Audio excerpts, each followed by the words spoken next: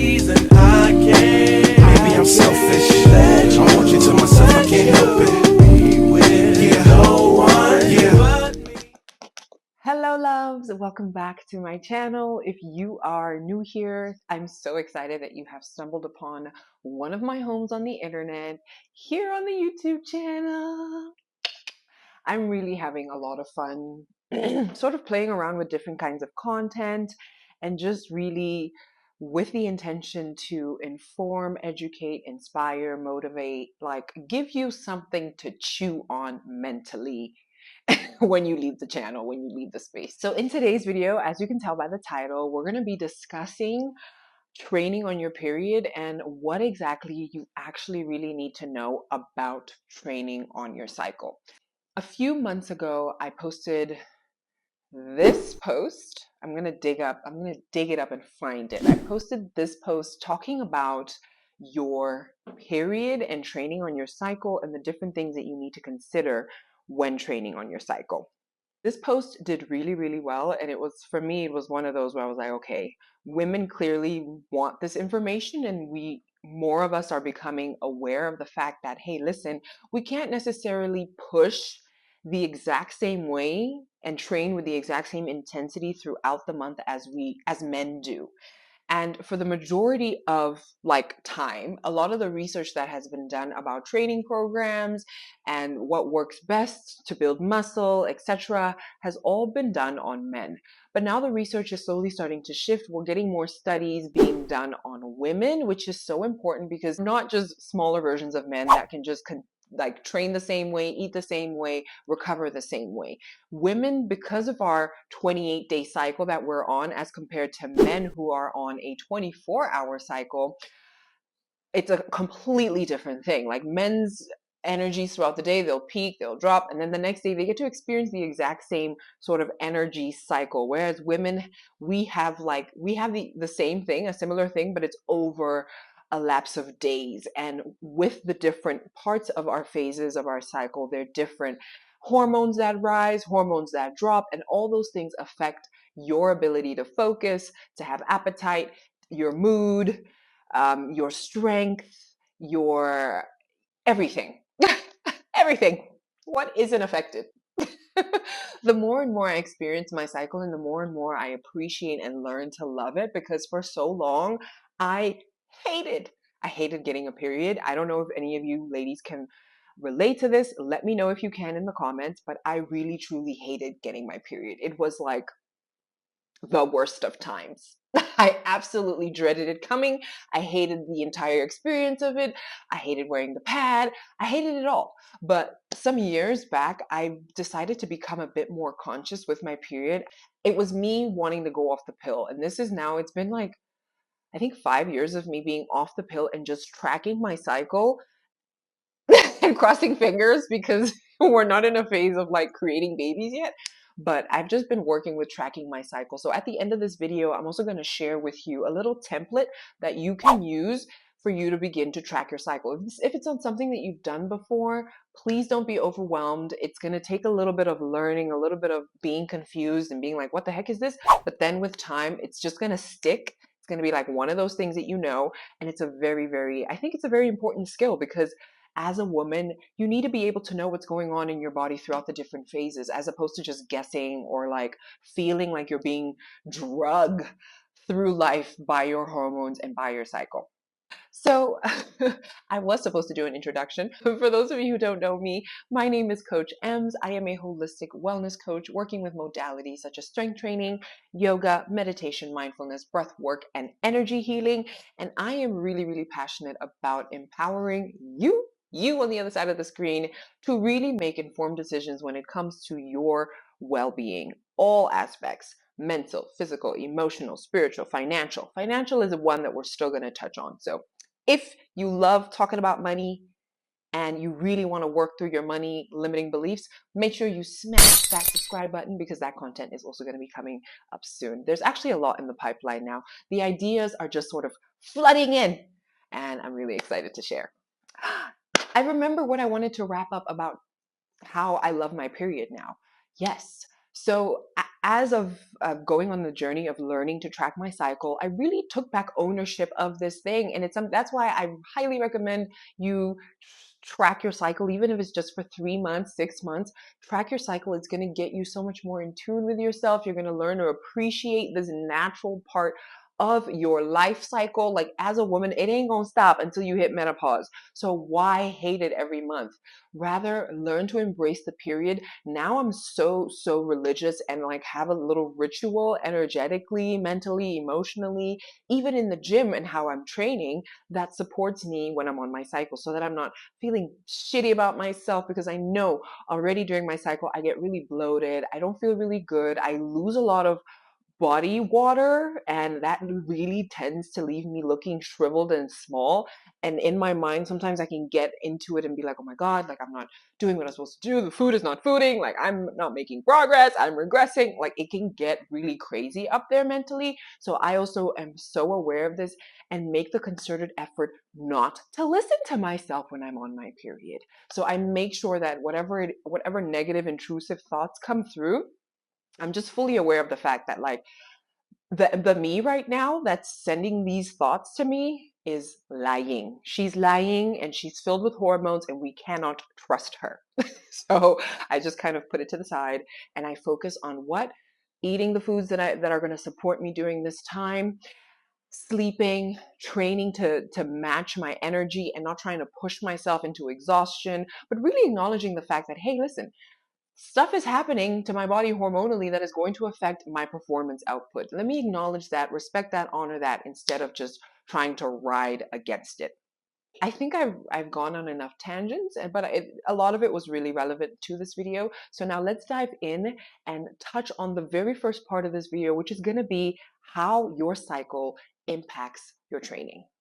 The menstrual cycle isn't just about periods. It's really about the monthly hormonal dance that your body goes through that impacts your strength, it impacts your energy, it impacts your mood, it impacts how you recover.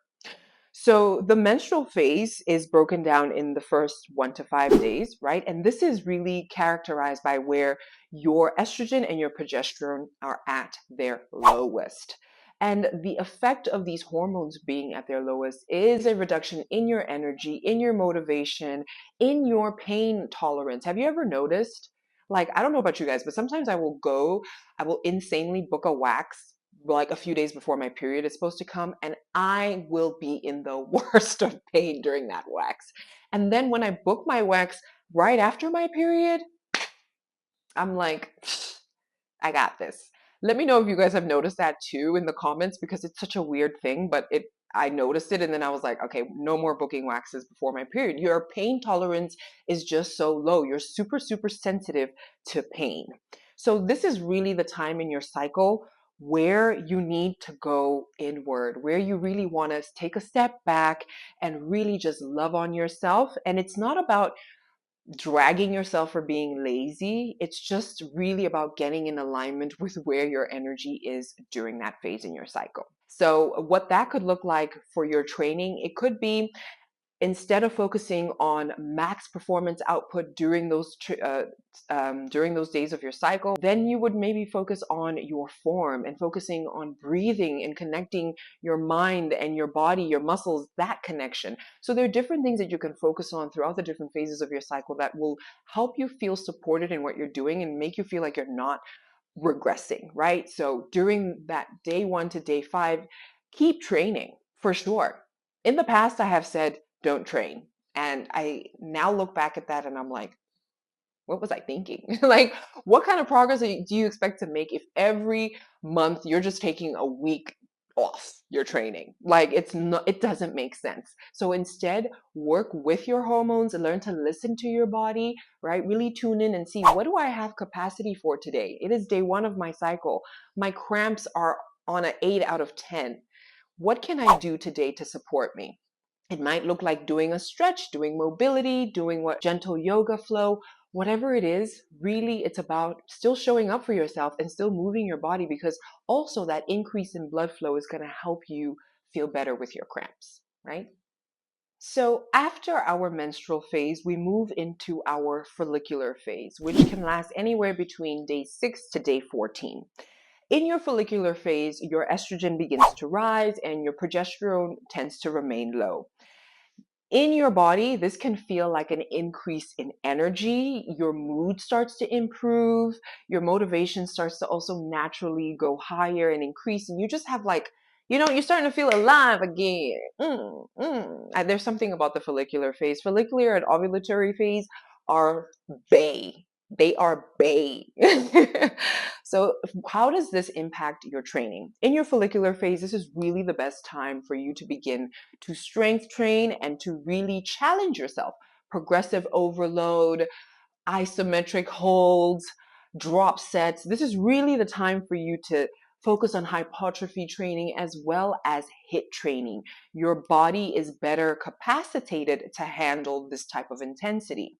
You have a higher pain tolerance and you also are in the muscle building potential. So this is really the time for you to maximize on fully challenging yourself, training close to failure, and really taking your body there in terms of what you can do. This is where you can make progress. This is where you can make great progress and really just work with your hormones and your cycle, your natural cycle, and where your body is naturally to help you make the gains. You also have an improved insulin sensitivity, which basically means that your body is going to make better use of your carbs. So this is also a phase where if you are working with upping your carbs, this will be a perfect time to do so because your body will uptake and use that for energy much more efficiently. So this is really your spring season, as a lot of people like to refer to it. This is where you are rebuilding, you're regaining your strength, and you're likely to feel super, super motivated. So take full advantage of that, right? Here's a little fun fact. Estrogen has neuroceptive and muscular repair benefits. And in your follicular phase, your estrogen rises. So this is an ideal window for you to really, really push your performance. Challenge yourself, right? Go for the heavier dumbbell. Try a drop set. If you don't know what a drop set is, listen, I have spaces open for my online one-on-one coaching, and I would love to support you in your journey towards creating sustainable fitness and mindset habits. So if this is something you're interested for, if you're looking for that support, I am your girl. Hit the application button in the description below to find out more about that offer. Now let's move on to the next phase. So ovulation day. So your ovulatory part of your cycle is really actually just one day. And we've been really made to believe that women can get pregnant throughout any time of the month and it's like go time. But the fact is it's only during your ovulatory phase that you can fully get pregnant. And there really is only one specific day during that ovulatory phase that you are at your like peak of egg implantation possibility.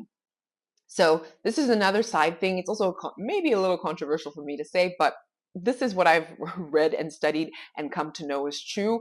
I don't know why they're not teaching this in the schools. I feel like women and the menstrual cycle needs to be taught with a lot more intention and actually empowering the young women and girls to know how to track their cycle, to begin to tune into what's going on in their bodies, how they're feeling throughout the different phases.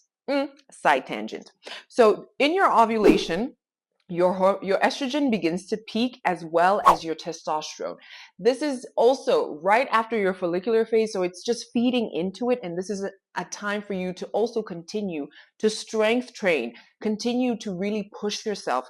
And because you're going to experience peak strength, peak libido as well. I don't know about you guys, but I have really noticed since going off the pill, I have noticed that shift in my libido when I am in ovulation phase. My body is like ready to go. And it's the craziest thing, but I love being able to experience like that natural rise and dip because once ovulation passes, it's like, no, boo, don't touch me, don't look at me, leave me alone. So in your ovulatory phase, you are at your most strongest, you're at your most coordinated, you're also at your most social self. So I specifically also like to book social outings, meetings and stuff during that week because I know I'm going to be naturally inclined to just be a beautiful person to be around as opposed to the other like the phase right after this, my luteal phase. do not want to see anyone. Unfortunately, fortunately, I see a lot of my clients in person, so I just kind of, smile through it. But honestly, I would love to take some time off once my luteal phase begins. Back to ovulation. Personal bests are probably going to be really, really likely for you here, because you can really push yourself for that intense lift and also for that intense cardio. So if you're somebody who enjoys doing HIIT workouts, your follicular phase and your ovulatory phase are really the perfect time for you to be pushing that and just doing that. So also be mindful that in your ovulatory phase, you have increased ligament laxicity, which basically means that your ligaments are a bit more looser due to the increase in estrogen and testosterone. So you're more likely to experience injury. So this is just something to be mindful of. And research shows that a lot of women are prone to ACL injuries during this time. So this is just something to be mindful of. Don't let it keep you from pushing yourself and still doing what you need to do. Just make sure that you're doing it safely. Lifting with good form is of utmost importance. Chuck your ego at the door and make sure that you're lifting properly. And again, if you don't know what it feels like to lift properly in your body yet and you would like that support to learn that, I'm your girl. Visit the description. So here in your ovulatory phase, this is your power phase. This is where you feel fierce. So go crush that workout and just stay mindful and really, really focus on the fact that you do not skip your warm up. Because of the fact that we're a bit more prone to injury, make sure that you're focusing on your warm up, doing a full 8 to 10 minute routine of something. Let me know in the comments if you guys would like to see what a typical warm up looks like for me. And make sure that you're also cooling down. Make sure that you're down regulating so that your nervous system knows and your body knows that we're done. We can put our armors down, we can rest and digest now so that your body can go into recovery mode. All right, let's move on to our last phase. So the very last phase of the menstrual cycle is the luteal phase. And in this phase, your progesterone rises and your estrogen begins to drop off. Now, what naturally starts to happen in the body is that your energy will begin to dip. You might feel a little bit slower, a little bit more sluggish, a little bit more fatigued, maybe even a little bit more moody. All of it is completely normal. Please don't judge yourself for feeling like that. Be aware of it and just give yourself some room and space to feel that way, because it's just what it is. There's no point trying to pretend to feel better, because then you're not honoring where your emotions currently are. And I'm so big on creating space for your emotions to just be and move through you. So the way that this might impact your training is that you might feel sluggish, you might feel weaker. Your strength is definitely going to reduce your output. I've noticed this very clearly. In my ovulatory follicular phase, I'm able to like easily push maybe a 12.5, maybe even a 14 kg shoulder press. But in my luteal phase, if I try that, I am like fighting for my life. It's not happening. It's not getting up. So I choose a 10 kg, which then I choose to just do higher reps, which still really helps me get the muscle activation that I'm looking for, but it doesn't make me feel terrible for like not being able to move the 12, because I'm just mindful of the fact that, hey, listen, the progesterone has risen, the estrogen has dropped off, and this is going to affect my strength output. You might also experience weaker, slower motivation. Like the motivation is just going to dip. You're not going to want to do anything. You're just going to want to lay on the sofa eating Oreo cookies. That's me. And you might also experience bloat. I experienced a lot of bloat. I experienced a huge shift in my mood and also a lot of sugar cravings. Like I really never crave sugar any other time throughout the month, but during my luteal phase, I think about the donut, I think about the Oreo ice cream, I think about everything sweet. And do I allow myself to have them? Yes, in moderation, I definitely do allow myself to have a sweet treat here and there, because otherwise the craving is just going to be there and then I'm going to feel crappy. And like, no, I don't want to be mean to myself during my luteal phase. I don't know about you guys, but no, no, thank you. This is time for you to go inward. Maybe don't schedule so many meetings and stuff. I mean, if you really can't control that, then that's something that I really encourage you to do for yourself.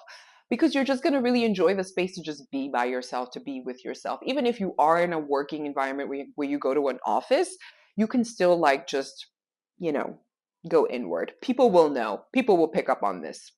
So be gentler with yourself. Deload your workouts, deload your workload if it's possible as well at work, because you just don't have capacity for it, and that's fine. And also, this is the phase where you can focus more on your movements, your form, your breath control, your mind muscle connection, as opposed to pushing for personal best. This is really where you can just focus on that and just moving, just to move because it feels good to move your body, but not because you're trying to smash something, right? No records here are going to be smashed. A 2021 study in Frontiers in Physiology showed that women experience greater perceived exertion and reduced strength output during this phase, especially during the late luteal phase. So for some reason, we tend to think we can do more, but our output is actually not there. So even though you feel like you can do more and you see yourself doing more, it's important to be mindful that it's actually the opposite. Do a little bit less, be a bit more graceful, be a bit more mindful, and just be really, really kind to yourself. So, why does all this matter? It matters because when we don't train with mindfulness of these cycles, then we really risk overtraining. We risk injuring ourselves. We risk experiencing more fatigue, more mood swings, like heightened everything, because you're sort of going against the grain of what is naturally happening in your body. And this really might be the reason why many women who go on at their journeys solo end up falling off eventually, because you're just not understanding where your body is and how to support it, as opposed to just sitting there judging yourself for not being able to do the thing that you were able to do a week, 2 weeks ago, right? When we train in accordance to our cycle and the hormones and supporting it, moving in a rhythmic cycle with it, we are able to really enhance our strength output, really build good lean muscle with a little less effort, because we're training smart. We're not just hammering ourselves through every single phase of the month. We'll also experience an improvement in our recovery, and we'll just feel more in tune and more confident with ourselves and more resilient in our journeys. And I don't know about you guys, but that's how I'm trying to feel in my journey forever, because I plan to do this for eternity. My children will grow up in the gym, and they're going to know what a deadlift and a squat is and a crunch. Like, I really plan to live this life for many, many years to come. So being able to do so and being able to sustain that really, really means we cannot ignore how our cycle impacts our training. So before I let you go, I want to leave you with this thought. Your cycle is your superpower. When you learn how to work with it instead of against it, then your training, your recovery, your results, your mental health, everything will begin to thrive. So if you found this video useful, if you learned something new today, please let me know in the comments. I would love to hear from you. Make sure that you subscribe so that you catch the next video in this series, where I'm going to be discussing how you can adjust your nutrition in order to support the different phases of your cycle. This is also a very, very important part. I have finally digested the fact that we cannot outtrain a bad diet. So it's so important that we get our nutrition up to par, and more importantly, get it up to par to support our different hormonal cycles throughout the month, so that we're really maximizing our strength, our recovery, and the results that we're getting. All right, my darlings, thank you so much for joining me for this first video in this series. I can't wait to continue to explore this topic more with you, and I will catch you in the next one. Bye.